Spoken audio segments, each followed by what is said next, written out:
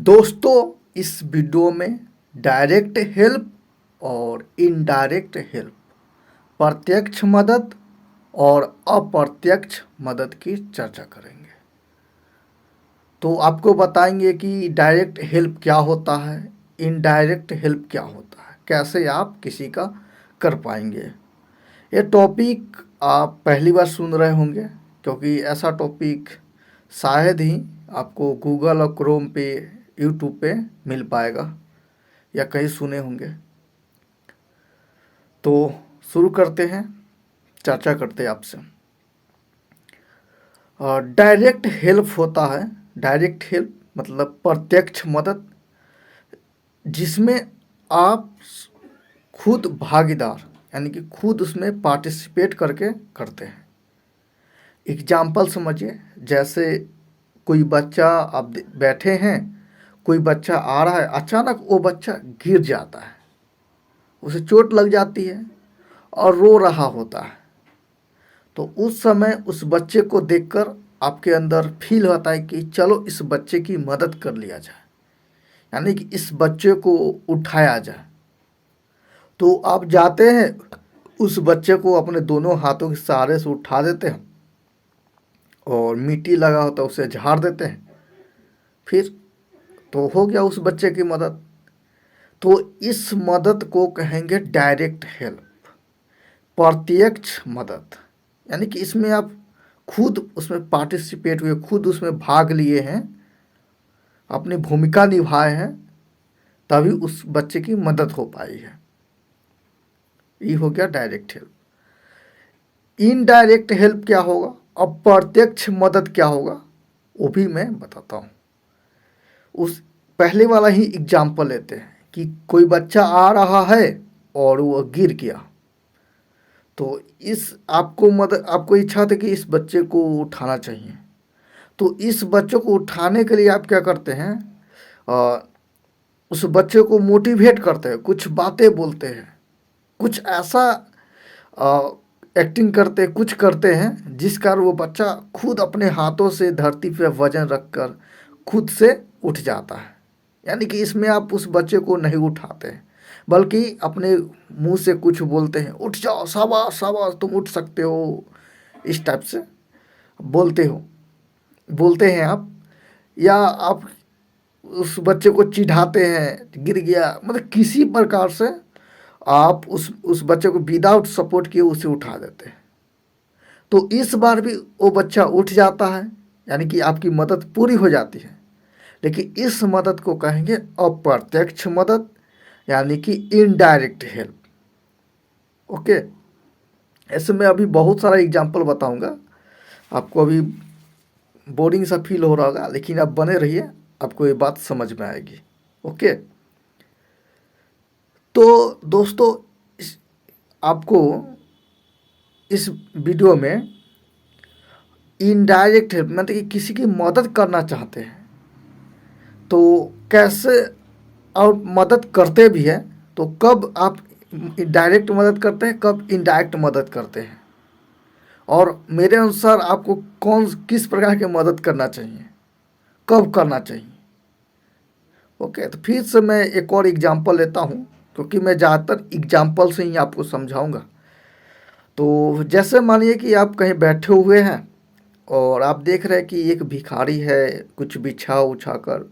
भिखारी का मतलब कि वो उस लायक है, लायक का मतलब है कि उसका शरीर का ढांचा उस प्रकार से उनको भीख मांगे गुजारा नहीं चल सकता है। यानी कि उनका हाथ कटा हुआ है या पैर कटा हुआ है, काम नहीं कर सकता, काम करने में असफल है, असमर्थ है। तो उनके पास एक ही ऑप्शन बचता है कि वो भीख मांगे, तभी उनका गुजारा चल सकता है। यानी कि भगवान उनको हम लोगों के लिए बनाया है फाइनल। तो आप देखते हैं, तब आपके मन में वो इच्छा होती है कि जाकर उनकी मदद करें। तो आप चाहते हैं कि ये जो भिखारी है, इनको ज़्यादा पैसा मिल जाता, जैसे 1,000, 2,000, 10,000, तो ये अपना गुजारा आसानी से कर लेता। या इनको रोजाना कुछ इतना पैसा मिल जाता जिससे ये अपना दिनचर्या गुजार लेता, रोज का 100 हो, 50 हो, इतना कुछ मिल जाता जिससे ये अपना कम से पेट तो पाल सके, जीवित रहने के लिए एक एक पल का या 2 पल का खाना जुटा सके। आप चाहते हैं कि ऐसी इनकी मदद हो जाए। तो तो इसमें आप क्या करेंगे, फर्स्ट है कि डायरेक्ट हेल्प कैसे करेंगे। आप जाएंगे घर से, आपकी क्षमता है, आप पैसे वाले शायद होंगे या हो भी सकते हैं। तो आप जाते हैं घर से और क्या करते हैं, ज़्यादा से ज़्यादा पैसा लेकर उन भिखारी दे देते हैं, जिससे वो भिखारी खुश हो जाते हैं, जिससे वो उनको भीख नहीं मांगना पड़ता है और साल भर 10 साल जितना है गुजारा चल जाता है। तो ये हो गया, आपने मदद किया और खुद इसमें भाग लेकर, तो ये डायरेक्ट हेल्प हो गया। और ये डायरेक्ट हेल्प सबकी बस की बात नहीं है, क्योंकि सब के पास उतने पैसे होते नहीं हैं, क्योंकि सबकी आवश्यकताएं होती है, इच्छाएं होती है, ज़रूरतें होती है। तो सब उतना पैसा नहीं दे पाएगा, यानी कि डायरेक्ट हेल्प नहीं कर पाएंगे। तो सेकेंड ऑप्शन आता है इनडायरेक्ट हेल्प, अप्रत्यक्ष मदद। इसमें आपको उस भिखारी की मदद तो होगी, लेकिन आप संपूर्ण रूप से उसमें भाग नहीं ले पाएंगे। तो कैसे होगा, तो आप जाते हैं, अब देखते हैं, आप अपने इच्छा अनुसार 5-10 रुपये कुछ दे देते हैं और आसपास जो बगल में और भी लोग होते हैं उनको प्रेरित करते हैं, बोलते हैं, समझाते हैं, कि इनको कुछ बातें बताते हैं कि इन लोग हमारे के वजह ही जी रहा है, हम लोग को भगवान ने इन्हीं को देने के लिए बनाया हुआ है। कुछ ऐसे बातें बताते हैं, समझाते हैं, जिससे आपकी बातें सुनकर आसपास के लोग प्रेरित हो जाते हैं। वो ये जो भिखारियों की मदद करने के लिए उतावले हो जाते हैं, रोक नहीं पाते। ऐसे ऐसे कम रुकना भी नहीं चाहिए। तो वो मदद करने लगते हैं, जिससे उस व्यक्ति की पैसे क्या होते हैं, ज़्यादा हो जाते हैं और वो अपना गुजारा करने लगते हैं। तो ये सेकेंड ऑप्शन था, यानी कि इनडायरेक्ट हेल्प। इसमें आपने भी थोड़ा भाग लिया और बाकी सब लोग भाग लेकर उनकी मदद कर दिए। और थर्ड है कि इसी तरीका ये भी इनडायरेक्ट हेल्प में आता है। आप क्या करते हैं, वो भिखारी के सामने क्या करते हैं, अपने कुछ पूंजी लगाकर पेपर की गड्डी रख देते हैं, पेपर का या बोतल का। मैंने ये कहीं पे देखा हूँ, रील्स में देखा हूँ। तो एक भिखारी रहता है, उसके बगल में कोई व्यक्ति जाकर पेपर की बंडल रख देते हैं या पानी की बोतल रख देते हैं। तो जो भी आता है उस व्यक्ति से पेपर लेता है, उसके बदले में पैसे रख देता है, पेपर लेता है, पैसे रख देता है, पानी लेता है, पैसे रख देता है। यानी कि वो भिखारी एक्चुअली भीख नहीं मांग रहा, बल्कि पेपर और बोतल का सेल कर रहा है, बेच रहा है। तो इस कारण उसके पास पैसे हो जाते हैं। फिर आप क्या करते हैं, उस पैसे से लेकर फिर से पेपर और बोतल लेकर ले जाकर रख देते हैं। फिर सब लोग पेपर और बोतल खरीदते हैं, पैसे देते हैं। ये प्रोसेस बार बार होता है। तो उस भिखारी को आप बता देते हैं कि आपके पास इतने पैसे हो गए, आप इसमें से अपना पेट गुजारा करने के थोड़े से खाइएगा, बाकी इस पैसे से किसी की मदद से पेपर हो गया या जो सेल कर रहे हैं पेपर या बोतल, उसको फिर मंगवा लीजिएगा। ऐसे प्रोसेस आप बार बार करिएगा, इससे आपका गुजारा हो जाएगा। यानी कि इस सेंस में भी आपने मदद की है, यानी कि शुरू में पेपर बोतल देकर, जिससे व्यक्ति की पैसे मांगने नहीं पड़े और आसानी से सब उनके पास पैसे आ जा रहा था। तो ये भी इनडायरेक्ट हेल्प की मदद हो गया। ओके, तो ये हो गया अप्रत्यक्ष मदद। तो अप्रत्यक्ष मदद करने के बहुत सारे तरीके हैं, मैं उतना सोच नहीं पाया हूँ, फिर भी मैं आपको बताते जाता हूँ। पहला तरीका है अप्रत्यक्ष मदद का, कि पहला है समझाकर, यानी कि आप किसी को समझाकर, अच्छा सुझाव देकर, सलाह देकर आप मदद कर सकते हैं, पहला है। और आप किसी को अच्छा सलाह सुझाव देंगे, समझाएंगे किसी को, तो समझाने के लिए सबसे पहले आपके पास अनुभव होना चाहिए, ज्ञान होना चाहिए। जिस भी क्षेत्र में किसी को समझा रहे हैं, जिस भी टॉपिक पे, उस टॉपिक का आपको भली भांति अच्छे से ज्ञान होना चाहिए, नॉलेज होना चाहिए, अच्छा खासा आपको दुनियादारी अनुभव ये सब होना चाहिए। तभी आप किसी को सलाह करके, समझा करके, सुझाव देकर मदद कर सकते हैं। तो ये भी क्या होता है, इसको भी आप डायरेक्ट या इनडायरेक्ट मखिए, मतलब इससे भी मदद होता है। यानी कि मैं आपको मदद करने का ऐसा तरीका बता रहा हूँ जिसमें आपकी पैसे नहीं लगते हैं, कि आप मन में बैठा रखे कि किसी की मदद पैसे दे कर किया जाता है, नहीं। आप अन्य तरीके से भी कर सकते हैं। ऐसा नहीं कि पैसे बोले धन दौलत, बल्कि आपके पास बहुत सारी चीज़ें हैं जिससे आप लोगों के साझा करके, बांट करके आप लोगों की मदद कर सकते हैं। वो मैं तरीका बता रहा हूँ। तो पहला आपको बताया समझा करके, समझाने इसका भी एग्जाम्पल है। जैसे मान लीजिए कि कोई आपके आसपास या कोई 10th पास कर लिया बच्चा है, भटक रहा है, आ, कोई उसको गाइड गाइड करने वाला नहीं मिल रहा है, तो आप उसे देखते हैं, आप उसके पास जाते हैं, उससे बातचीत करते हैं, फिर उनका क्या प्रॉब्लम है वो आपको बताता है। तो आप उस 10th आप पढ़े लिखे हैं मान लेते हैं, आप अच्छे पढ़े लिखे हैं, पढ़ाई के बारे में अच्छा खासा आपका नॉलेज है, कैरियर के बारे में अच्छा खासा नॉलेज है, कैसे कैरियर बनेगा, कैसे आगे पढ़ाई होगी, कहाँ से अच्छे पढ़ाई होगी, ये आपको अच्छा खासा नॉलेज है। तो आप उस बच्चे को डायरेक्ट मदद कर सकते हैं, डायरेक्ट उसको सलाह देकर कि देखो भाई, तुम 10th पास कर लिए हो और तुम्हारा मार्कशीट इतना है, इसमें तुम अच्छे नंबर लाए हो, इसमें अच्छे नंबर लाए हो, तुमको किस सब्जेक्ट में इंटरेस्ट है, तुम क्या करना चाहते हो, कैसा पढ़ाई करना चाहते हो, ऑनलाइन करना चाहते हो कि ऑफलाइन करना चाहते हो, मतलब कि सब ऑनलाइन के फ़ायदे ऑफ सब कुछ उसको समझाओगे। इससे वो बच्चा जो भटक रहा था 10th के बाद क्या करे, कौन सा सब्जेक्ट ले, क्या करे समझ नहीं, तो आप उसे समझाएंगे तो उनकी मदद हो जाएगी। तो यहाँ पे आपको कुछ पैसे देने की जरूरत नहीं पड़ा है, बल्कि आपके पास जो था वही आपने उसी के आधार पे समझाकर मदद कर दिए हैं, समझे। तो आप किसी को समझा कर भी मदद कर सकते हैं। देखते आप देख रहे हो कि आसपास में कोई है जो दारू पीकर घर में मारकाट नहीं, मतलब झगड़ा झुगड़ी कर रहा है बीवी बच्चे पे, या कोई भी डांट फटकार कर रहा है, जो जिससे उस व्यक्ति की समाज में प्रतिष्ठा खत्म हो रही है, कम हो रही है, तो आप उसे जाकर समझाते हैं।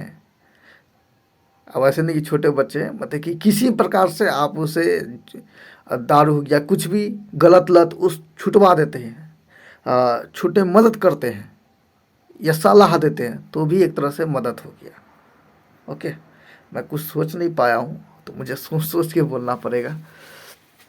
हाँ, तो मैं ये समझ गए आप। और भी क्या क्या तरीका है जिससे आप लोगों की अप्रत्यक्ष रूप से मदद कर सकते हैं।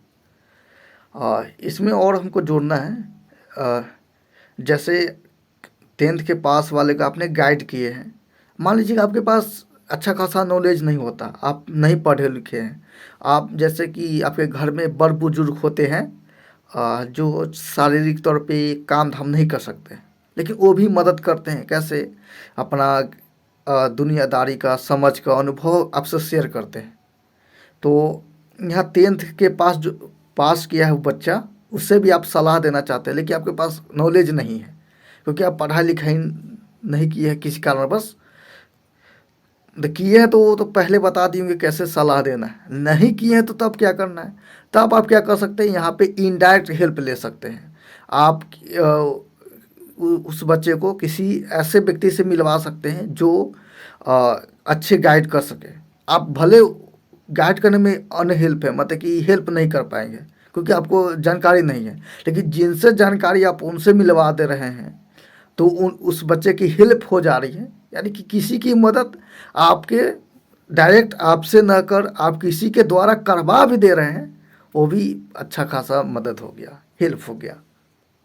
ओके, तो आप तो इस वीडियो का समरी बस यही है, मैं कुछ बोल नहीं पा रहा हूँ।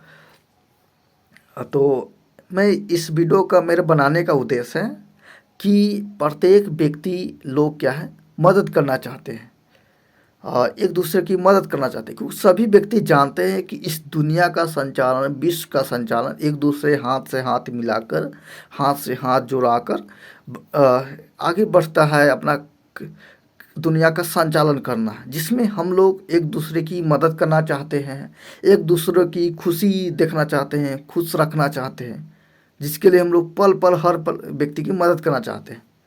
तो मदद करने का तरीका बहुत सारा है। मैंने आपके दिमाग में डाल दिया हूँ कि मदद करना चाहिए और किस प्रकार से आप मदद कर सकते हैं।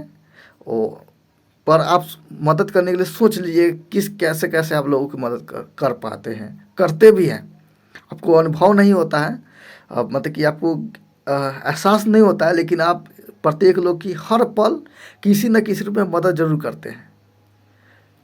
जैसे आप किसी से बातचीत करते हैं तो आपका सुख दुख एक दूसरे बांटते हैं, लेते हैं, सुनते हैं, फिर उस सुख दुख का जो हल है, सॉल्यूशन है, वो देते हैं, बताते हैं। ये भी एक तरह से मदद हो गया, समझ गए। कोई व्यक्ति बहुत ही टेंशन में, आप उससे जाकर 2 पल बात करके उसे हंसा देते हैं, उसका सुख दुख बांट लेते हो, तो वो भी उसका मदद है। गांव में तो आप देखते ही हो, हर पल कोई ना कोई किसी का मदद करता ही है।